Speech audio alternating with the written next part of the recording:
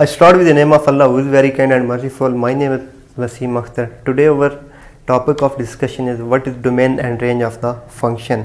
पिछले लेक्चर में हमने बात की थी हमारे पास फंक्शन क्या है, उसकी नोटेशंस क्या है, तो वो हम पढ़ चुके सब कुछ. आज हमने जो डिस्कस करना था वो जो इसके दो बेसिक कंसेप्ट आते हैं फंक्शन में, एक होता है डोमेन और दूसरा होता है रेंज. हमने इस पर डिस्कशन करनी थी कि what is the domain and range of the function. तो डोमेन एंड रेंज. लेकिन जो स्टूडेंट्स को ज़्यादा कन्फ्यूजन होती है फंक्शन वाले टॉपिक्स में, वो इस टॉपिक पे कन्फ्यूजन होती है. डोमेन क्या चीज़ आ रही होती है, रेंज क्या आ रही होती है. तो इसको थोड़ा सा एक्सप्लेन करते हैं और देखते हैं ये किस तरह एक दूसरे से रिलेट करते हैं. देखिए हमारे पास कोई फंक्शन था y equals to f of x. ये हम प्रीवियस लेक्चर में बात कर चुके हैं कि हमारे पास फंक्शन क्या होता है, उसकी नोटेशन क्या आती है. तो ये एक नोटेशन थी, फंक्शन को हम लिखते हैं y equals to f of x. इसका मतलब क्या है यहाँ पे कि हमारे पास किस तरह पढ़ते हैं, here y is the function of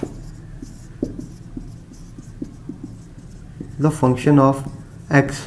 mean कि हमारे पास क्या हो रहा है, y किस पे डिपेंड कर रहा है, x पे डिपेंड कर रहा है. तो इस फंक्शन में हमने देखना है कि इसकी डोमेन क्या बनती है और रेंज क्या बनती है. तो इसको एक्सप्लेन करने से पहले इसकी डेफिनेशन देख लेते हैं कि हमारे पास डोमेन की डेफिनेशन क्या होती है या रेंज की. तो पहले देखते हैं domain.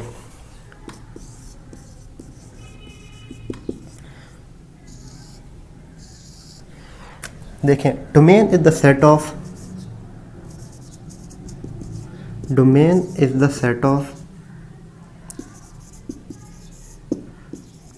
all those values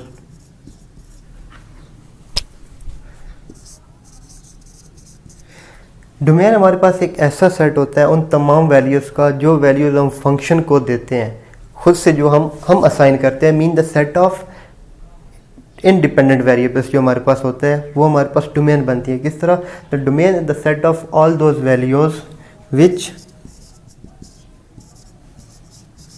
we give to the function.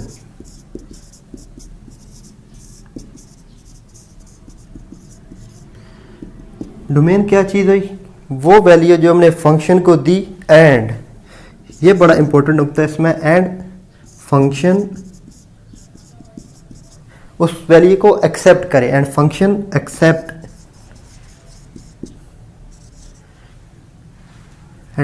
Accept all those values. Domain क्या हुआ, ऐसा सेट बना, ऐसा सेट ऑफ नंबर्स या ऐसा सेट ऑफ वैल्यूज बना जो हमने फंक्शन को दी और फंक्शन ने उसको एक्सेप्ट कर लिया. एक्सेप्ट करने के मीनिंग्स क्या होंगे कि उस वैल्यू पे उसकी एक डेफिनेट, एक वेल डिफाइंड आंसर आना चाहिए, एक वेल डिफाइंड उसका आउटपुट आना चाहिए. जैसे हमने इनपुट की तो उसकी एक वेल डिफाइंड आउटपुट आनी चाहिए. तो उन वैल्यूज़ को हम क्या बोलते हैं, डोमेन. ऐसी वैल्यू जो हमने फंक्शन को दी और फंक्शन ने एक्सेप्ट की. देखिए इसको मैं थोड़ा सा क्लियर करता हूँ कि किस तरह एक्सेप्टेंस का मतलब क्या होगा. बाकी तो ये तो हम वैसे जानते हैं कि हमारे पास जो फर्स्ट सेट बन रहा होता है वो डोमेन का, सेकंड जो बन रहा होता है वो हमारे पास रेंज का होता है. लेकिन इसमें जो इंपॉर्टेंट चीज़ थी वो ये थी कि हमारे पास वो वैल्यू जिनको फंक्शन एक्सेप्ट कर ले. तो इस एक्सेप्टेंस का मतलब क्या होगा, इसको थोड़ा सा देखते हैं.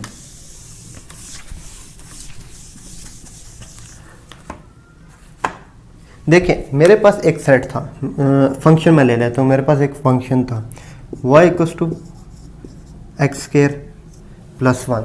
देखिए अभी मैंने यहाँ पे किसको वैल्यू देनी है, मैंने वैल्यू असाइन करनी है x को. मैं x को वैल्यू असाइन करता हूँ y. इसको हम इस तरह भी लिखते हैं y ऑफ x equals to x square plus 1. देखिए मैं इसको असाइन करता हूँ. इसको मैंने असाइन की y ऑफ -2. इसको मैंने x की वैल्यू क्या दी, यहाँ पे मैं सेट भी लिखता जाता हूँ जो मेरे पास वैल्यू जो मैं असाइन कर रहा हूँ. x को मैंने वैल्यू दी -2. यहाँ पे क्या बना 4 + 1 विच इज़ इक्वल्स टू 5. देखिए वैल्यू मैं इसकी चेंज करता हूँ. y को मैंने वैल्यू दी 0. मेरे पास बना 0 square plus 1 which is equals to 1. Mean -2 इसको वैल्यू दी, मेरे पास आंसर आया 5. Well defined well known number हमारे पास नेचुरल नंबर है. मैंने इसको वैल्यू दी 0, वेल डिफाइंड आंसर आया 1. हमारे पास अगेन एक नेचुरल नंबर आ रहा है. देखिए इसको मैं थोड़ी सी बड़ी वैल्यू देता हूँ. y इक्वल्स टू 10 दे दी मैंने इसको. 10 square plus 1 which is equals to 101. 0 दी, देन उसके बाद हमने इसको दी 10. अगेन यहाँ पे इसका एक वेल डिफाइंड आंसर आ रहा है हमारे पास. इसी वैल्यू अगर मैं इंक्रीज करता जाऊँ तो मैक्सिमम मैं इसको वैल्यू दूँ, मीन्स इसको मैंने maximum value they the. For example मैंने इसको अरबों खरबों कोई भी वैल्यू दे दी, उसका स्क्वायर काउंट करेगा, +1 करेगा, एक डेफिनेट आंसर आएगा। छोटी से छोटी वैल्यू इसको असाइन करें तो अगेन इसका आंसर आ रहा है। मीन किसी भी ऐसे पॉइंट पे ये अनडिफाइंड नहीं हुआ, इसकी एक स्पेसिफिक वैल्यू नेचुरल नंबर की फॉर्म में हमारे पास वैल्यू आ रही है। तो हमारे पास क्या बन रहा है, इस फंक्शन में हमारे पास जो डोमेन बन रही है वो सेट ऑफ रियल नंबर बन रहा है। सेट ऑफ रियल नंबर को हम लिखते हैं -∞ टू इन्फिनिटी। और देखें ये बड़ा इंपॉर्टेंट कंसेप्ट होता है इसमें। ये जब हमारे पास इसको बोलते हैं, जब हमारे पास ये क्लोज ब्रैकेट्स लगी होती हैं, इसको हम बोलते हैं ओपन इंटरवल। इसमें ना ही -∞ शामिल है, ना ही इन्फिनिटी शामिल है। इससे छोटी जितनी वैल्यू होगी हमारे पास वो इसमें एग्जिस्ट करेंगी और एक डेफिनेट आंसर हमारे पास आएगा। देखें अब ये माइंड में आ रहा होगा, अगर हम इसमें कोई पॉइंट वाली वैल्यू पुट करते हैं। फॉर एग्जांपल इसमें मैं पुट करता हूँ x = 1.1, तो मेरे पास क्या बना, y of 1.1 = 1.1 square plus 1 which is equals to 1 to 1 plus 1 which is equals to 2.21। 2.21 बन गया हमारे पास। तो अगेन हमारे पास एक डेफिनेट आंसर आ गया जो रियल नंबर था। तो मीन्स जो वैल्यू मैंने इसको दी इसने एक्सेप्ट की, इसको हमने डोमेन बोला, इसने ये सारी वैल्यू एक्सेप्ट की। देखिए एक और फंक्शन देखते हैं, देन हम जाते हैं इसकी रेंज पे।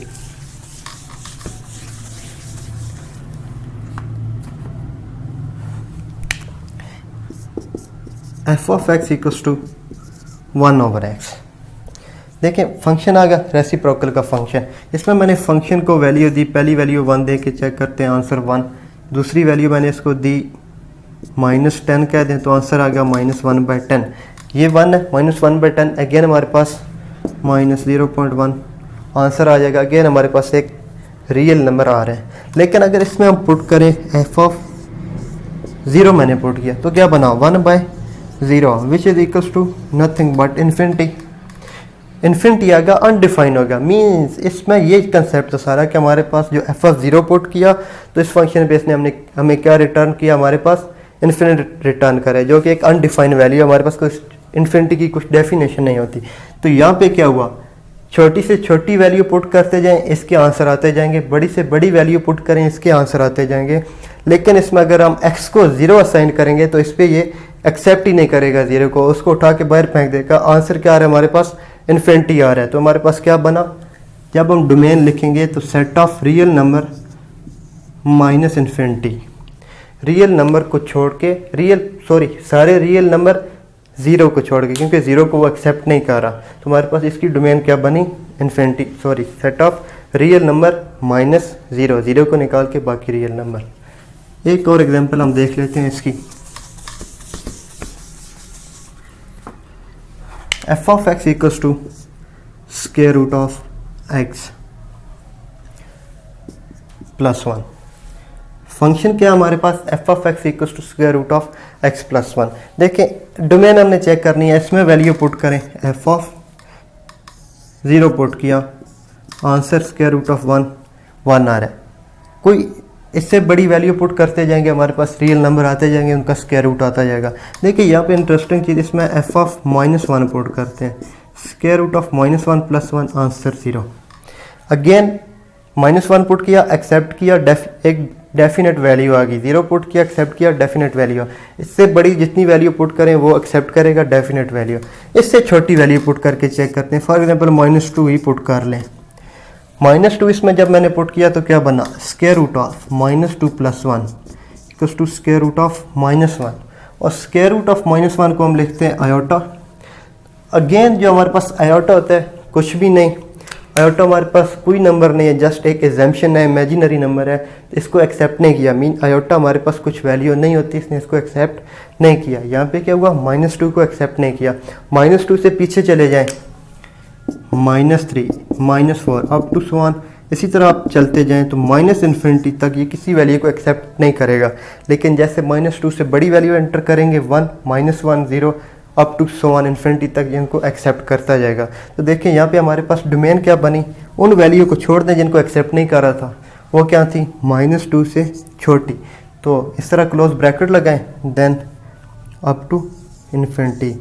मीन्स के -2 से बड़ी जितनी वैल्यू है और इन्फिनिटी से छोटी जितनी वैल्यू आ रही है वो इसकी डोमेन में आ रही है। तो ये हमारे पास क्या बनी, डोमेन, ऐसा सेट जो हमने उसको असाइन किया और उसने उसको फंक्शन ने एक्सेप्ट किया, वो हमारे पास डोमेन बन गई।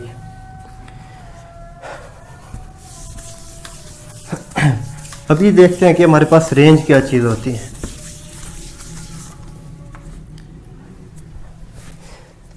रेंज की डेफिनेशन लिखें, वैसे तो सारा कंसेप्ट वैसे की तरह है।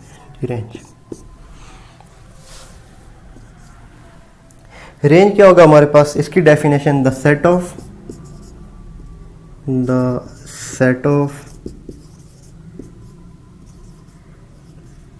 ऑल दोज वैल्यूज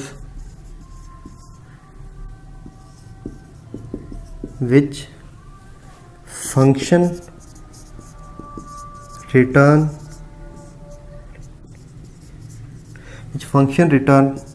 us, वो वैल्यू जो फंक्शन ने हमें रिटर्न की on the base of domain.